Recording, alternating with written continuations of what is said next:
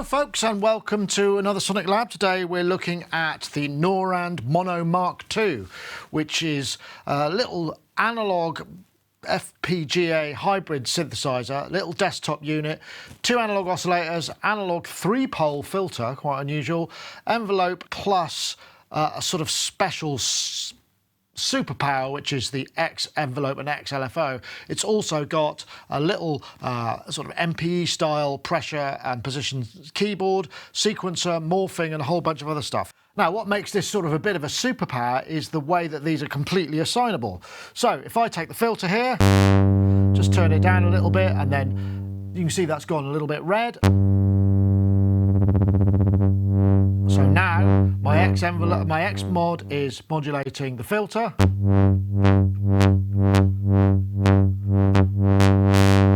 And so is the envelope.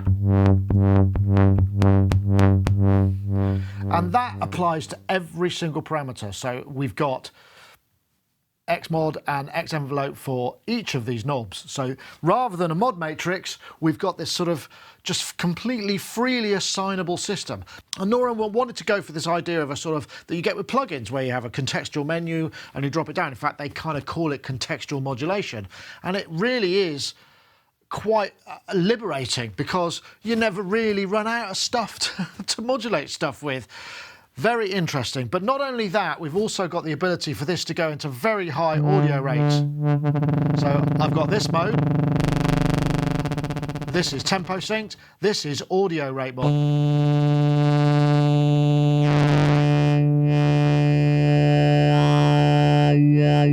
So really easy, and this can apply to any of these. So when you kind of start getting your head around that, the synthesis possibilities are endless. So construction-wise, it's actually a really nice, solid, I guess it's aluminium case.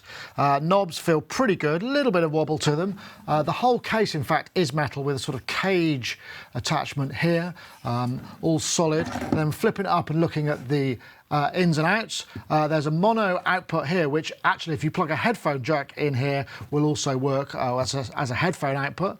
Clock in and reset on 1/8" jacks, in, out, through on regular MIDI 3.5mm adapters. Then we've got SD card for projects and firmware, and then we've got multiple USB-C connections. This one is power, which is taking this, obviously powering the unit. Then this is device. If you plug in here, this basically puts the Norand into a computer, so you can actually run MIDI in and out of it. And then host is actually a host port, so you can plug in a class compliant device and have a MIDI controller connected there. This one is an additional USB-C type port, but it's not actually a port. This is something that they're looking at for future expansions. It's currently unused. Then we've got a toggle switch, really nice little metal toggle switch for power. So let's have a look at this little keyboard, because it's quite nifty. There's a lot of functionality in it. We can switch on the kind of the response per note. Over MIDI, this will just respond anyway, but we can switch things on and off. So velocity, we've got X, which is side to side. This is mapped to pitch by standard, but if we want to assign it anywhere else, we could just basically press and hold a parameter.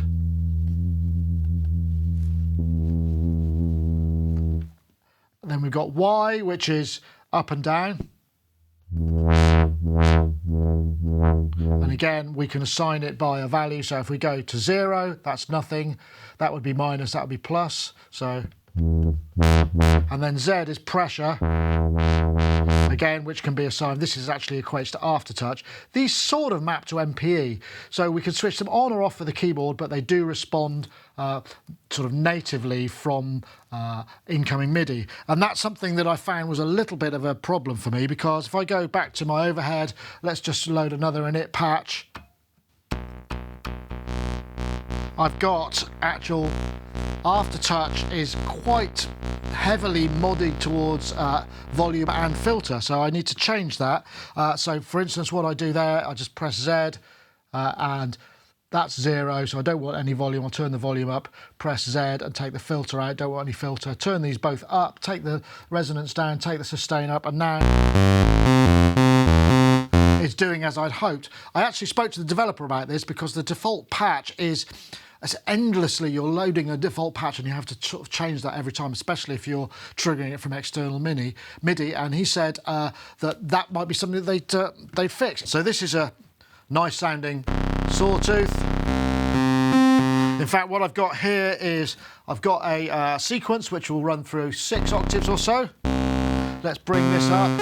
And you should be able to see the tracking is pretty damn good. Very slight deviation, but remember this is analog, so let's leave that there.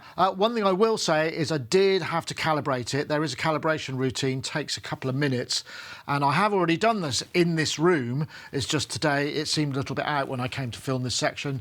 So bear in mind that, you know, because it's analog, it does need to calibrate. It doesn't seem like there's any real-time calibration stuff going on while the unit's on. You have to specifically opt for that. In fact, this gives me a chance to plug the Patreon, because I did shoot a little bit of a sort of interview tutorial on how to get a few things right in my mind, because the manual is a little bit misleading, hasn't been fully finished yet.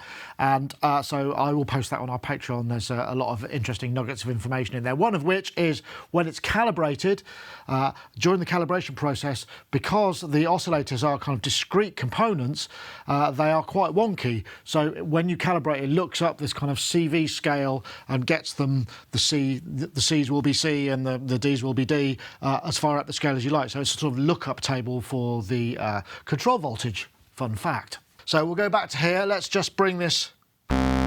Just looking at the frequency there, you can see there's a decent range. I mean, look at the low end there. Now, if we bring this round to, let's go straight to sine wave. The fundamental is strong.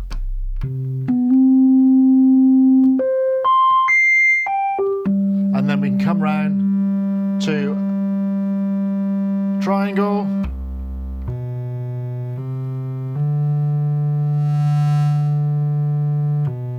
The shape is pretty good here. Come round. You have to excuse my slightly out of focus oscilloscope. It's a real oscilloscope, but I've got a GoPro on it and it just can't handle being that close, but it's the only shot I could get. We come round to square.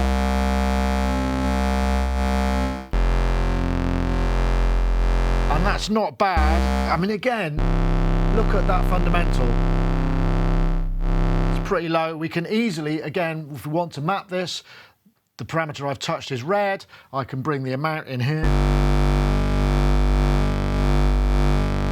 Doesn't go through 0, much to my disappointment. But we can modulate various points. And again, remember, these modulations are literally just for this parameter. We've got 2 of these for every single one on here. And obviously now we've got... We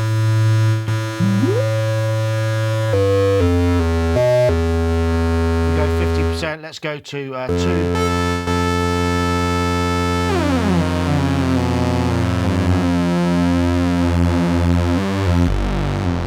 That's a nice detuned sawtooth.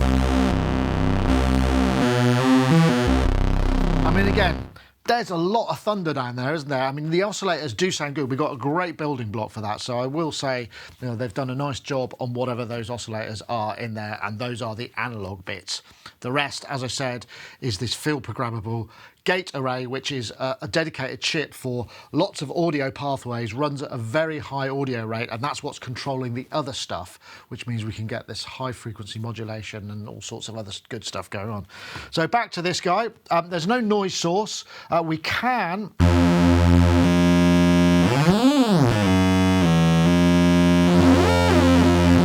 sync. In fact, if I take this, let's modulate this by the envelope.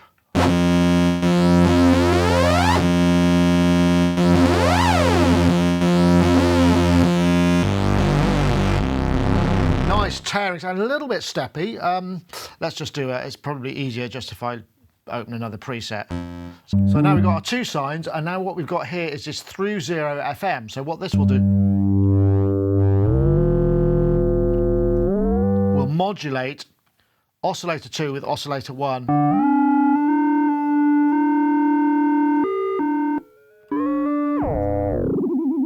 take it right down to low, we can bring in. So it's basically through 0 means that it's a bipolar, I'm guessing. So if I go to...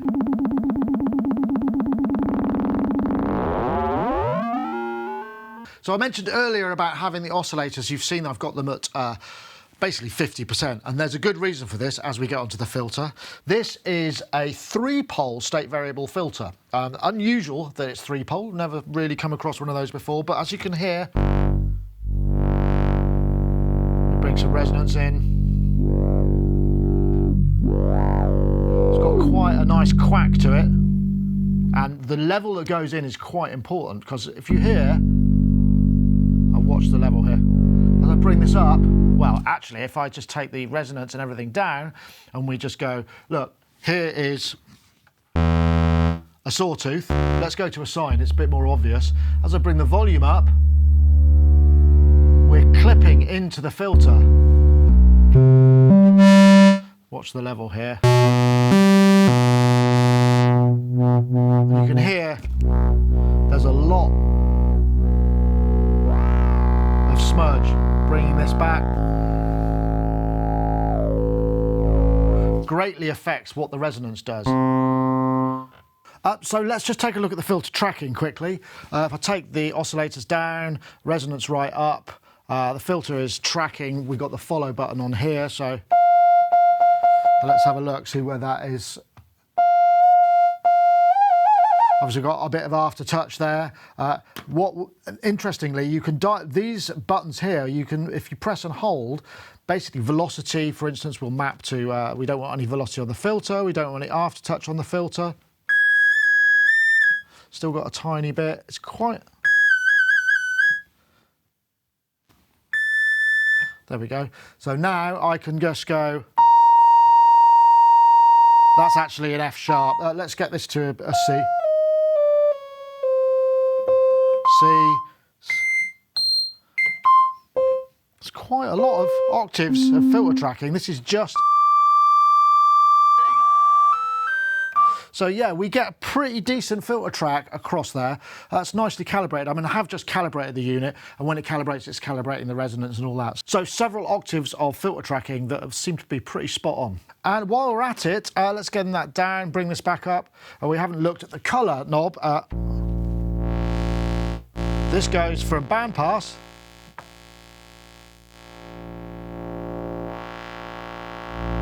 through low pass, which is 3-pole, through to high pass. And yeah, I do believe there are some sing-song harmonics going on there. One thing that's quite interesting about this is we can modulate the shape.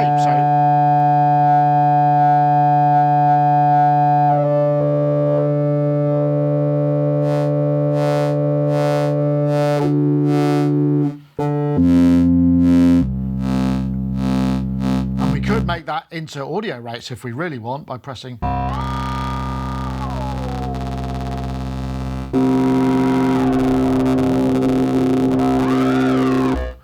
So just, again, another illustration of, yep, audio rate mod is available on every parameter, folks. That's kind of a nice touch. Right, there's not a lot of patches in this model. It may be that the model that gets shipped finally has a whole bank of presets, but in this one there just weren't any there, or there were a few, but they seem to be mostly geared around to showing off the sequencer, which I haven't got onto yet. So what I'm going to do is just going to play a few sounds that I found or I made. This one's kind of interesting. What I'm doing is I'm taking the pitch of oscillator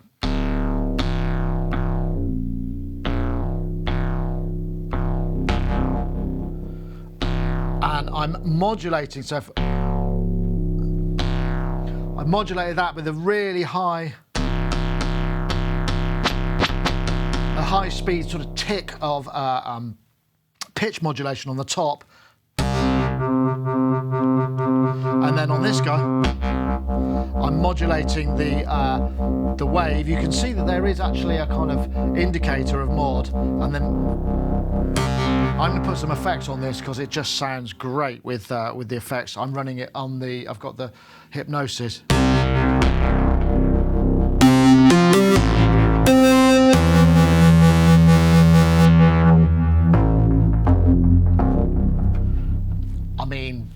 nice, doesn't it, that? It's got, you know, as you've seen the frequency, the oscillators have got all those fundamental frequencies there. So we've just got...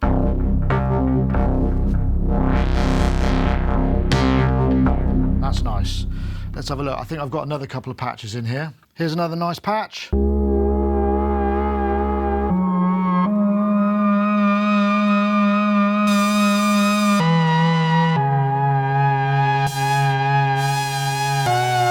Tweak that, I'll bring the colour up. So actually what I could do here is, let's modulate something.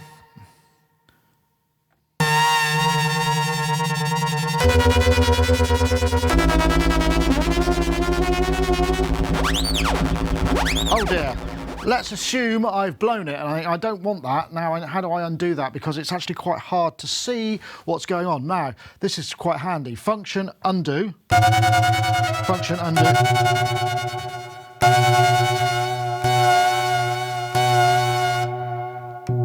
Now I'm back to my initial place on the patch. Actually quite handy when you haven't got a lot of status lights, but having those multiple levels of undo and indeed redo.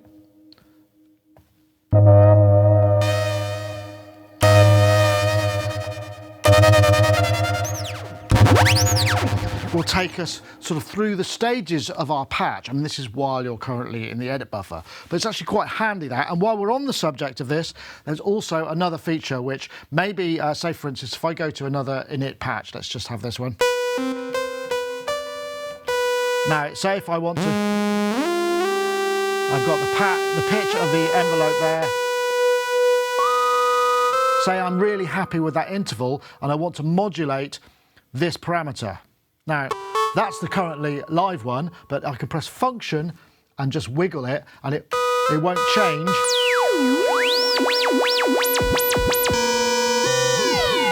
But that means I can then sort of bring up the X envelope and the X mod for the parameter without actually having to wiggle it, because I don't really, otherwise I'd be doing just to bring it up. Function and wiggle gives us exactly the same feature. These are two really key shortcuts and really quite important when you're navigating around it, and it really helps you in the whole patch creation process. Indeed, here's another one. Pressing, this is a bit more fiddly. Function, so I've got quite a lot of pitch mod on this, and maybe I just don't want that. So pressing function delete and wiggling the control now clears both X mods, not just one, from that. Interestingly, it's also available in the undo redo. So if you clear it and think, actually, I don't want to, then you can do that as well. Now, these are all things that are extremely useful when you're working on patching. So let's now take a look at the X mod and the X envelope. And also, while we're at it, we may as well look at the main envelope. So I've just got a simple patch here, which has got a couple of saw teeth. Bring the filter down. Now we've got a filter envelope, which would work on this guy, which is fine. I'm not going to use it on this one. What I will do, bring this down. This is my red thing. I'm now using the X envelope.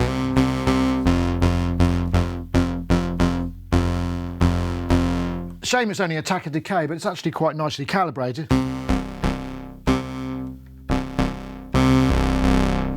I can make it actually a lot more snappy, so we'll bring them. That's pretty cool, isn't it?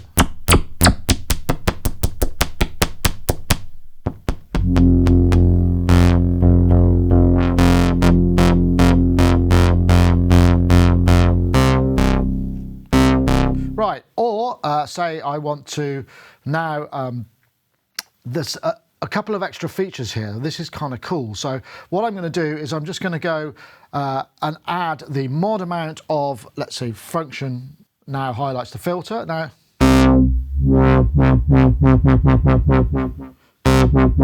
what I can do is I can press this button, which is 2X mod. So now what's happening is this modulation is going via the filter, via the envelope.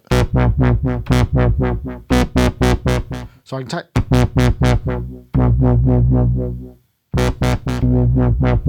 So if I add the attack up high,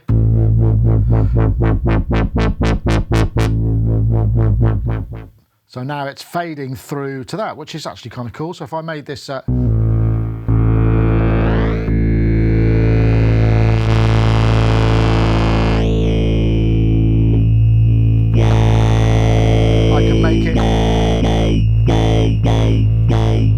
can make it talk.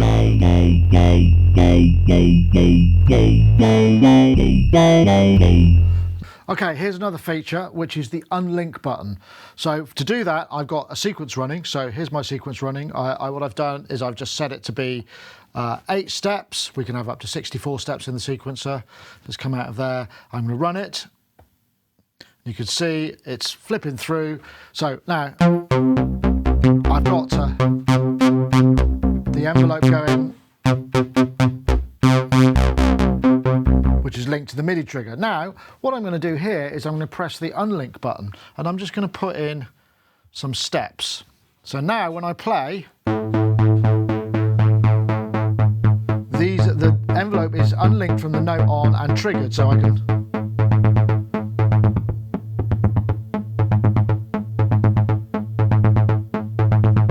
Pretty cool.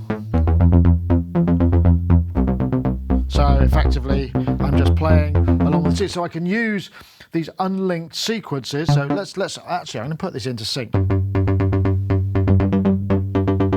I'm going to put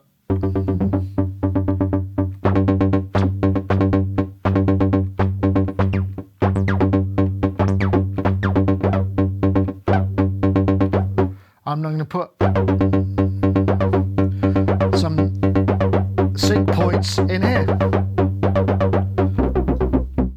Okay, I've just got a little basic patch here. We'll just go to this shot here to bring up and take a look at the Xmod section. So these are essentially the LFOs. So I've got simple patch here. Now what I want to do is I like the idea of maybe modulating the amplitude of these two with a square wave. So let's just start with this guy, and I'm going to go square wave.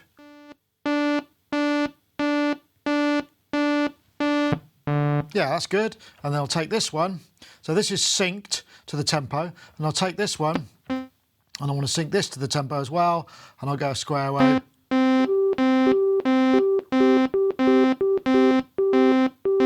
I like the idea of them being kind of like cascading.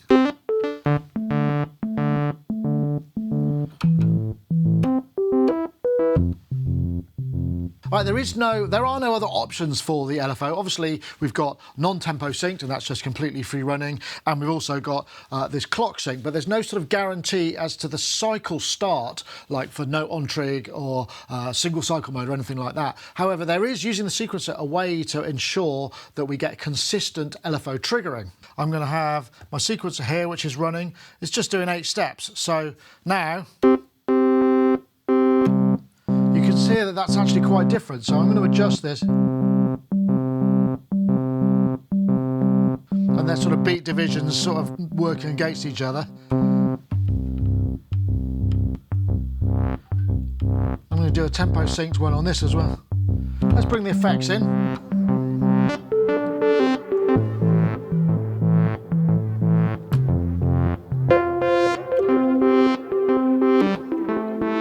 And let's stop the sequencer running, and I'll play it again.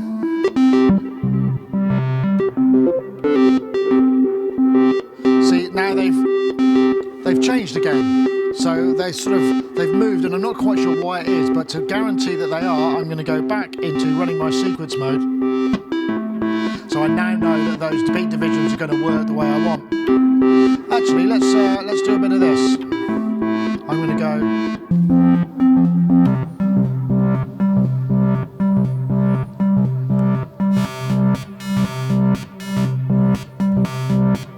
So I'm doing that thing where I'm triggering this. So I'm starting to build up.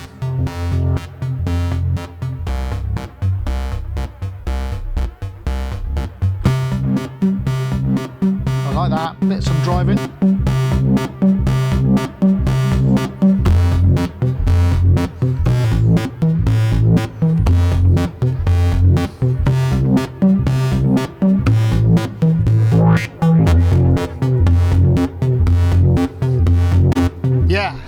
So you can start to see where the power of the sequencer that's used to sort of bring things into line with those X envelope unlinks, note trigger or envelope triggers, plus linking the LFOs. I mean, yeah, I would like to have seen more options on the LFOs which you could just dial in via the front panel, but you know, there's no, it would have to be an additional function and no silk screen for it, so it might be, it's already kind of quite dense when you have all of these shift functions as it is.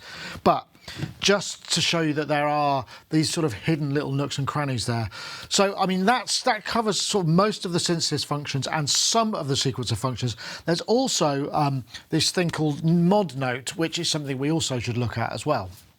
So effectively, what we have here are mod notes. Mod notes are momentary notes and all the parameters for that particular program. So they're really fast program changes combined with a note point. So if I come to here, I've got a pattern running here. So if I play this, you'll be able to see what's going on.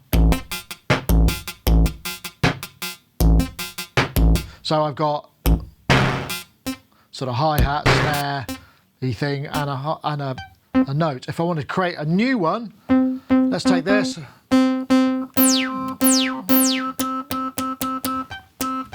I've created that. Now I can also set the pitch of this, press and hold for octave, press and hold up and down, and I can set the semitone. A bit fiddly because obviously when you hit up, you're actually going through banks of the mod notes themselves. In terms of mod notes, there are 40 of those per project. So as I said, there are 40 mod notes per project. If we just come in and have a look, so if I go into my mod note, I've got basically 8 banks, or 5 banks of 8,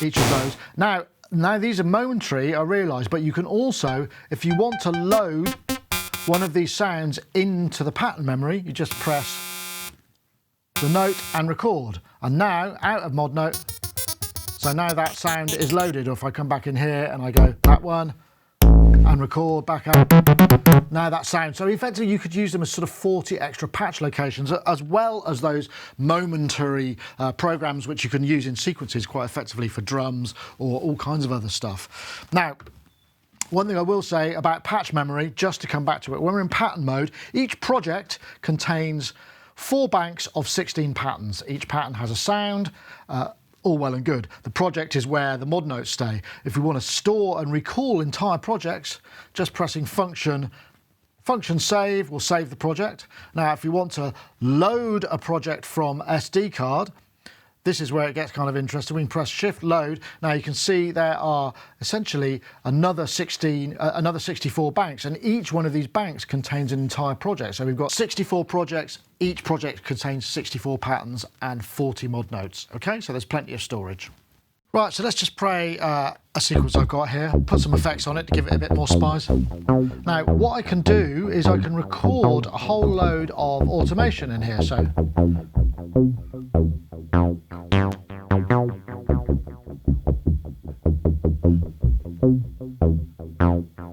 and what it is, it's very high resolution record. So now I've got another thing I want to bring in.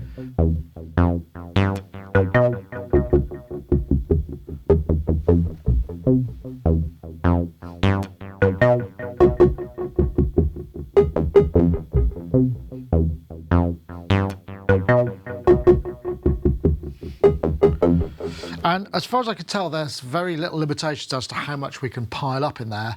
And if we want to delete any particular automation, it's really a simple matter of just pressing delete and wiggling the control.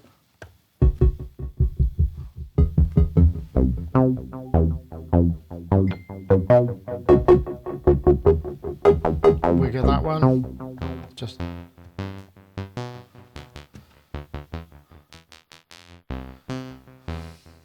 done something wrong, I can just go function undo. So that's another nice feature.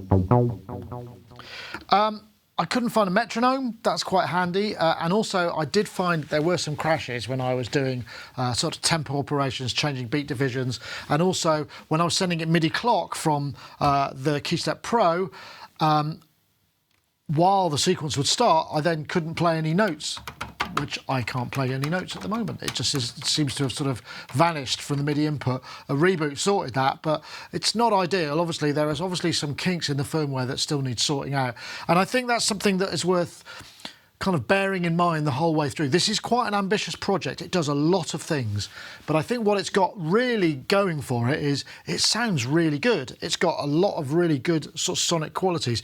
In my mind, I sort of feel like my ideal sweet spot for this would be a four-voice analog, a four-voice poly with less of the sequence functions and more of synthesis functions. I think that would sound amazing. With all that modulation and routing, you would be able to, it would be in heaven, in my opinion.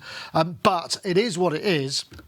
And as such, you know, this is a kind of a boutique one-man, well, now two people involved project, so it isn't the cheapest of things. I mean, it's around about 800 euros, which is a chunk of change, but this is a very unusual instrument with an unusual approach. And I'm not always very tolerant of things that seem willfully obscure, but I think they're trying to do some really interesting things with this. So if you like the sort of sounds that this makes, and I think it's great for this sort of complex, angry, cross-modulation, as well as some nice, smoother sounds, it's just capable of some very deep stuff. It's just quite, I think you're going to have to like it quite a lot to make that sort of purchase. But it may be that that's exactly what you're after. So if that's the case, try and check one out. I mean, I don't know how many there are in stores, but hopefully this review will help you maybe figure out whether that's something you'd like to try. Anyway, that's it for this time. Thank you so much for watching. Remember, there are some Patreon extras for this. I did have a chat with Matthew, the developer, and we'll post that on the Patreon extra. There may be some extra nuggets of information that you find useful there. So that's it for this time. Thanks very much for watching. See you next time. Right, I'm just going to play out. What I didn't cover, actually, in the review was the fact that it will play paraphonically. So in this one, I've got this set to play paraphonic. That's monophonic, that's paraphonic. So we'll just play the sequence.